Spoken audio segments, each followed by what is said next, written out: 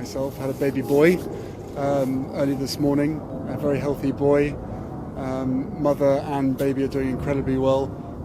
It's been the most amazing experience I could ever possibly imagine. 12 words spoken in a private room changed royal history forever. Archie has more spark than George. He was made for the spotlight.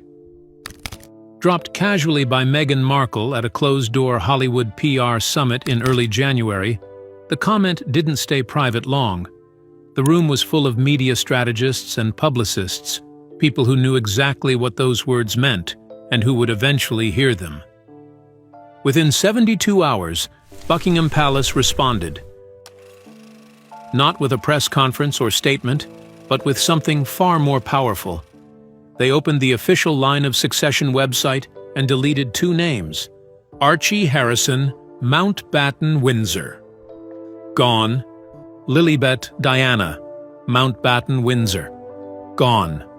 No announcement. No explanation.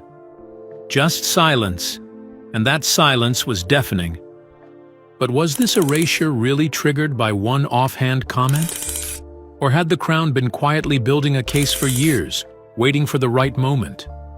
What follows goes far deeper than a deleted web page, involving sealed government documents, financial irregularities, a constitutional crisis, a secret letter from Queen Elizabeth herself, and a woman who, in trying to elevate one child, may have destroyed the futures of both. The comment heard round the palace. Let's set the scene. Early January, a private Hollywood PR summit. The kind of event where powerful people say the quiet parts out loud because they believe the room is safe. Meghan Markle was there, polished, confident, and in full Duchess mode. The comment, according to multiple sources who were present, wasn't framed as provocation. It was offered as maternal pride. Casual, breezy, the kind of thing a mother says when she believes her child is extraordinary. Archie has more spark than George. He was made for the spotlight. But here's what Meghan apparently failed to consider.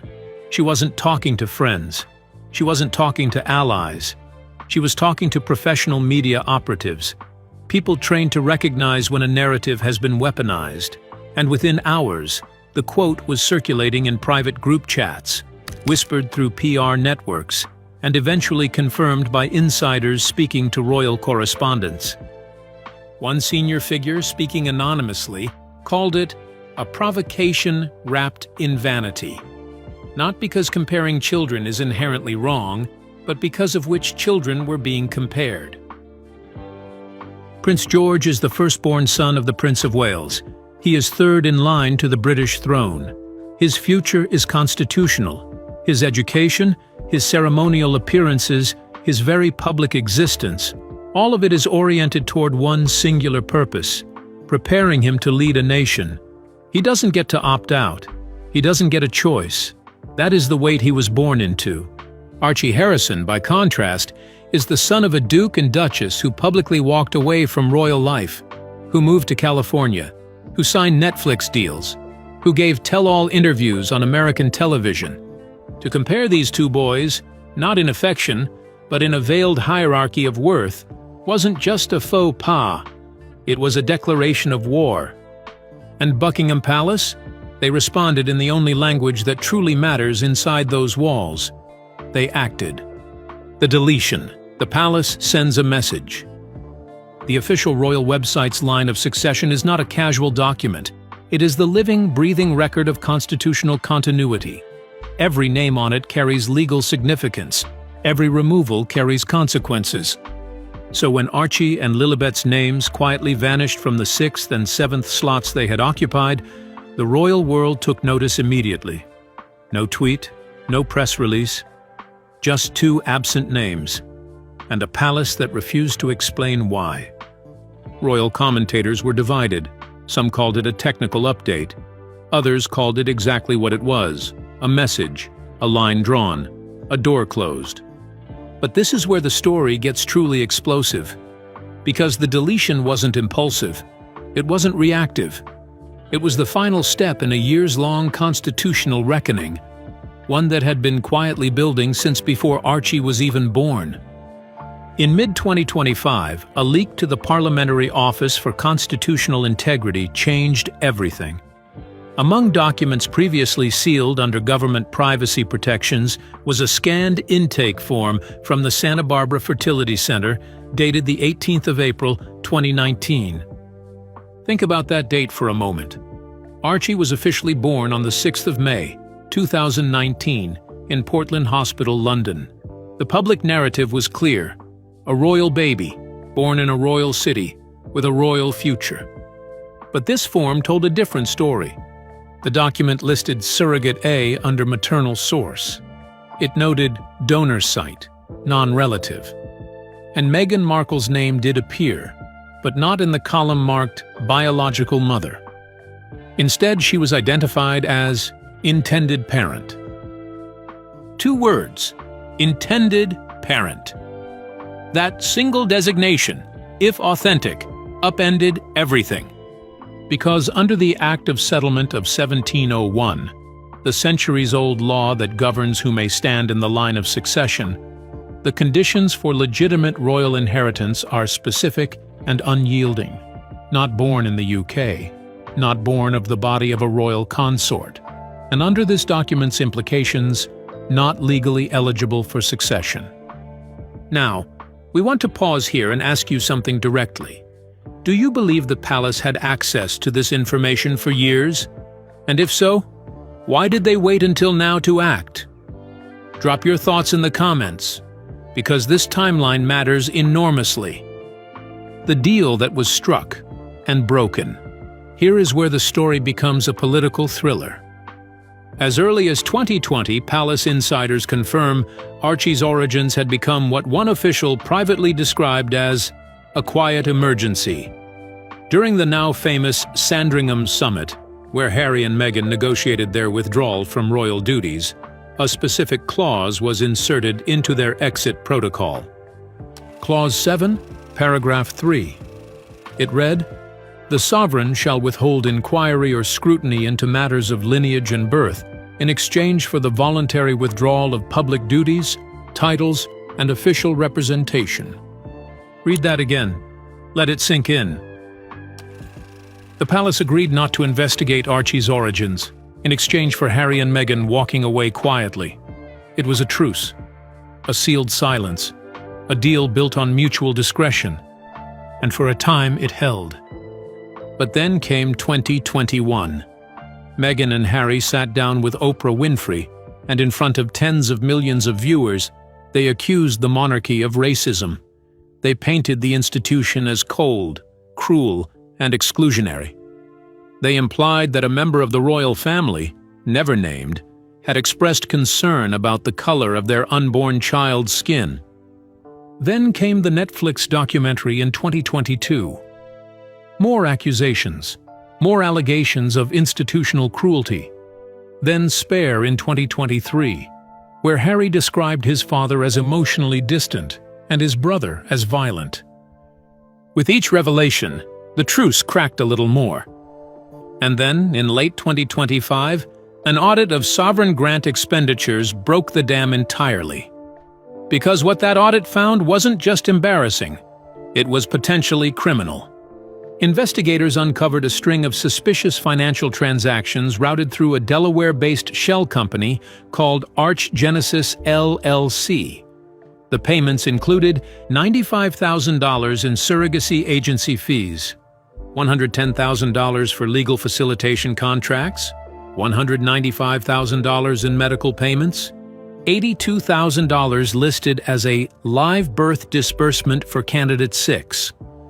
These payments coincided directly with the timeline of Archie's supposed London birth. And the funding source? It came from the Frogmore Cottage renovation budget. Public money, designated for estate refurbishment, now apparently connected to a surrogacy arrangement on the other side of the world. The palace no longer had a family disagreement on its hands. It had a financial scandal and a constitutional crisis simultaneously. And the time for diplomatic silence had officially expired. The letter's patent. The Crown draws its line. With the backing of Princess Anne and the quiet assent of King Charles III, a royal legal team was convened. Their task: draft a letters patent amendment that would permanently, unambiguously, re-establish the qualifications for royal succession. The document was finalized and signed on the 18th of January, 2026. Its central clause was simple, devastating, and deliberately worded to leave no room for interpretation. Succession and the rights of title shall be reserved for individuals born of the lawful biological union of a royal descendant and their recognized spouse. The phrase lawful biological union was not accidental. It was surgical. It rendered Meghan's children ineligible, retroactively and irrevocably. Within 36 hours of that document being signed, Archie and Lilibet's names disappeared from the royal website. Meghan's defenders called it petty vengeance. Her critics called it long overdue justice.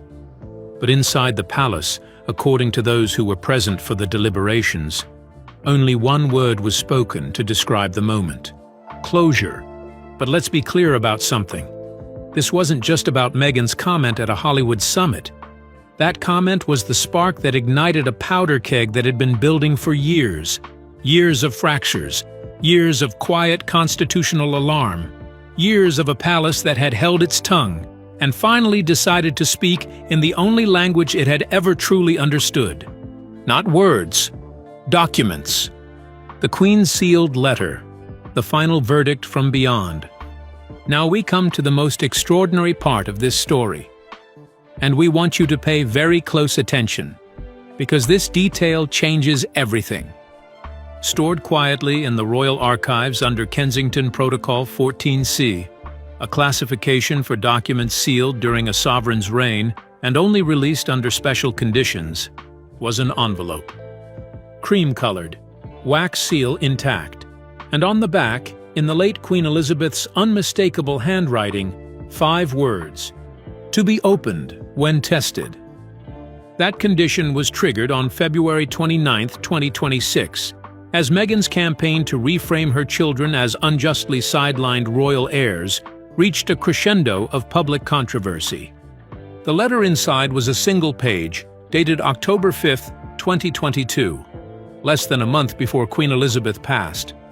It was addressed to Lord Chamberlain Andrew Parker, marked strict confidence, and it read, "I have seen enough character, enough conduct in the matter of inheritance and example. I place my trust in William, Catherine, and their children. Let George bear the crown. Let Charlotte uphold its dignity. Let Louis protect its grace. Titles not earned are not owed. Those who abandon duty cannot claim its privilege." Signed, Elizabeth R. The letter was not legally binding, but symbolically, it was seismic.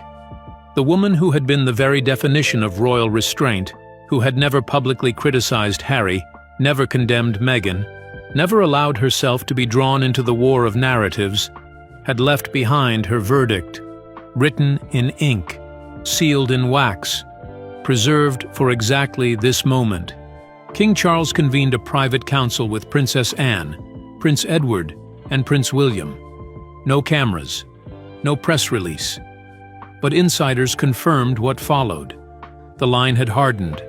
The Sussex children would retain their titles in name only, as technically permitted under George V's 1917 decree. But without patronages, without public funding, without any ceremonial standing, the House of Windsor would no longer maintain dual narratives. There would be one line of succession, and it would begin with George. Meghan's branding gamble, and how it backfired. While the palace was quietly fortifying its constitutional foundations, Meghan was making what she believed was her most powerful move yet. Sharp-eyed royal watchers had noticed a quiet filing in California's state trademark registry. A new label, Royal Reclamation, registered under a holding company tied to Archwell Enterprises. The product descriptions raised immediate eyebrows: children's loungewear, family crests, storybooks about lost birthrights, and most controversially, a toddler t-shirt bearing the slogan, "Future Monarch, just not yours." A 3-minute teaser video launched on Meghan's Instagram. It opened with soft footage of young Archie running through a California orchard. A voiceover intoned, "Every child deserves their full inheritance, their full story." Then came vintage footage of Queen Elizabeth's coronation, digitally faded, paired with clips from Meghan's own black-and-white wedding. Then a bold caption appeared, "Royal blood doesn't fade, it fights back." Royal officials were stunned, but it was Princess Catherine who noticed the most disturbing detail buried in the campaign's product catalog, a children's picture book that directly paralleled Archie with Prince George. The illustrations were stylized but unmistakable, a dark-haired boy standing in shadows, while a blonde boy receives a crown from older royals. The story depicted a jealous court stealing the title of Little Lionheart from its rightful heir. For Catherine, a devoted mother and constitutional guardian, this crossed a line that could not be uncrossed. "She was livid," said one palace staffer. That was the moment Catherine knew Meghan wasn't just hurt, she was rewriting history dangerously. Legal teams moved immediately. The College of Arms was contacted. Cease and desist notices were dispatched to third-party vendors. The palace issued a rare internal memo. No member of the Sussex household had permission to commercialize royal iconography, titles, or institutional language. And then Princess Anne, precise, unsentimental, and arguably the most institutionally formidable member of the royal family, personally oversaw the operation. Her internal memo, later confirmed by a senior aide, stated, "The integrity of the crown must not be auctioned to the loudest bidder. While we remain silent publicly, we must be ruthless administratively." The palace's Legal Protection Office compiled a 73-page dossier documenting trademark misuse. One luxury babywear label in California received an immediate takedown order.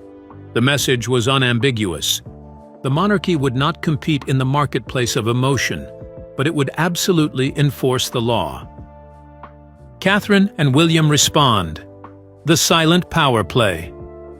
Here is the thing about the House of Windsor that Meghan has never fully grasped. This institution does not win arguments by having them. It wins by outlasting them. On February 16th, Princess Catherine appeared at a charity event in Leeds, wearing Queen Elizabeth II's Jubilee Star brooch, a rarely seen heirloom reserved only for monarchs or their direct successors. Pinned beside a dark navy sash representing the Royal Victorian Order. No statement was made, none was needed. "That brooch said it all," said former royal dresser Lady Vera Montague. "George is the heir. The crown already chose." The hashtag chosen heir trended above the Sussex campaign tags within 48 hours. That same day, King Charles signed a private addendum to the Windsor Charter of Succession, reaffirming the traditional line of inheritance. It restated the rule, only direct descendants of the heir apparent, William, shall receive hereditary titles and privileges without explicit parliamentary approval. It wasn't new law, it was reinforcement, a pen-to-parchment response to a media storm. Then came William himself. Speaking at a youth leadership summit in Birmingham, he paused mid-speech to deliver what many recognized as a direct, if unattributed, response to Meghan's campaign. Every child is born with dignity, but leadership, legacy, and titles must be earned through service, not through birthright alone, not through inheritance, and certainly not through comparison. The crowd applauded. The nation understood exactly what had just been said. Meanwhile, Meghan's media strategy was unraveling in real time. A follow-up podcast episode through Archwell Studios saw only half its expected listenership. A planned children's clothing launch was postponed indefinitely. Netflix quietly adjusted its promotional materials, removing references to untold royal truths. Even retail partners began backing away, citing PR risk. The palace's legal office issued a takedown notice to streaming platforms after a podcast episode was found to use a copyrighted official palace photograph of Prince George. his red jacket from the 2023 Trooping the Color, unmistakable in the background. Spotify and YouTube complied. The episode was removed. Meghan's team cried censorship.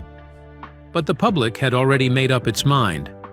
A YouGov poll released on February 10th showed plummeting support for the Sussexes, particularly among older generations. Even moderate voices who had previously extended sympathy were now questioning the ethics of monetizing unresolved royal wounds. The former royal press secretary Sir Alistair Wellesley issued a statement that cut to the heart of it. "There is something grotesque in weaponizing a child's future against another's inheritance. That is not reform. That is revenge." Harry's silent unraveling. And then there was Harry. He had been conspicuously silent throughout Meghan's escalating campaign. No public statements, no social media posts in support of royal reclamation, no co-signed letters or interviews. And then he was spotted arriving at Heathrow, alone. Rumors exploded. Was he returning to reconcile with his family? Had he finally broken with Meghan's strategy? Sources confirmed he met privately with Princess Anne at Gatcombe Park. The meeting lasted less than an hour. When reporters asked Anne afterward whether reconciliation was possible, she replied with 4 words that trended across UK social media for 3 days. "One cannot reconcile with tactics." That sentence is worth sitting with, because it tells us everything about where this family stands. The issue was never, in the palace's view, about Harry and Meghan's personal pain. It was about tactics, about a sustained, deliberate campaign to delegitimize the monarchy using children as proxies. Back in California, Meghan made one final attempt to regain control of the narrative, a live-streamed charity auction. She appeared in a flowing white dress, seated beside a mahogany table showcasing children's books, tiaras, and alleged royal memorabilia. The stream was titled, "A Future for Archie and Lilibet." But viewers noticed something troubling almost immediately. One of the tiaras on display bore a striking resemblance to the miniature coronet given to Princess Charlotte during her first state banquet. Photos were compared across social media. The resemblance was far too close to dismiss. Did Meghan acquire a replica? Was it a deliberate blurring of lines? Was she attempting to imply a royal continuity that no longer legally existed? The stream was cut short after 32 minutes. No public donations were reported. The Royal Press Office issued a rare late-night statement. No royal memorabilia has been gifted, sold, or auctioned by the royal household to private parties. By morning, the damage was irreversible. The verdict, what this all means. Let's step back and look at the full picture because it is staggering in its scope. In the space of just a few weeks, we have witnessed a leaked fertility document that calls into question the circumstances of Archie's birth, a letters patent amendment that rewrites the legal definition of royal inheritance, a palace audit that uncovered financial transactions linked to surrogacy payments routed through public funds, a sealed letter from the late Queen Elizabeth opened under constitutional trigger conditions, declaring George her chosen heir, a royal branding campaign dismantled by legal cease and desist, a live stream shut down in scandal, and a prince flying home alone, meeting briefly with his aunt and saying nothing. What Meghan failed to understand, and what this entire saga has made devastatingly clear, is that the monarchy does not compete. It does not argue its worth in podcasts or Instagram videos or children's picture books. It does not need to. It has something Meghan cannot replicate, cannot purchase, cannot brand, and cannot live stream: 400 years of institutional inertia, the weight of law, the permanence of tradition, and now, the written testament of the most beloved monarch of the modern age. George is not the heir because he outperformed Archie at some invisible audition. George is the heir because he was born into a life of obligation, endured its demands, and never once ran from them. That is not privilege. That is sacrifice. And Archie? Archie was not denied greatness. He was offered freedom. freedom from the weight, the scrutiny, the relentless obligation that comes with that crown. It was his parents who chose that freedom. And now they are furious at the consequences of their own choice. The real questions. Before we wrap up, we want to ask you, the people watching this, some questions, because your perspective matters in this conversation. Do you believe that the palace acted out of constitutional duty? Or do you think this was, at least in part, a personal response to years of public attacks from Harry and Meghan? Do you believe Queen Elizabeth's sealed letter was genuine? Or does its timing feel too convenient, surfacing at precisely the moment the palace needed a moral authority to cite? And here is perhaps the most uncomfortable question of all. Is Meghan's campaign about justice for her children? Or is it, as her critics argue, about something else entirely? Legacy, relevance, and a refusal to accept the consequences of choices she and Harry made freely? These are not easy questions. They don't have clean answers. And that is exactly why this story is not going away. The British monarchy has survived civil war, abdication, 2 world wars, and decades of public scrutiny. It has bent to modernity without breaking. It has absorbed scandal after scandal and emerged, scarred perhaps but standing. What it will not do, what it has made unmistakably clear through every action taken in recent months, is negotiate its own legitimacy with those who walked away from it. In the end, this is not just a story about titles. It is not just a story about succession documents or sealed letters or Delaware shell companies. It is a story about what institutions represent, and what happens when individuals mistake their personal pain for a constitutional grievance. The palace drew its line, the law provided the language, and a queen, gone from this world but not from its memory, provided the moral authority. Meghan wanted to write a new chapter in the royal story. Instead, she may have written the final one, for herself. The crown does not explain its heirs. It does not justify its choices to those who chose to leave. It simply endures. And it has been enduring for over 1,000 years.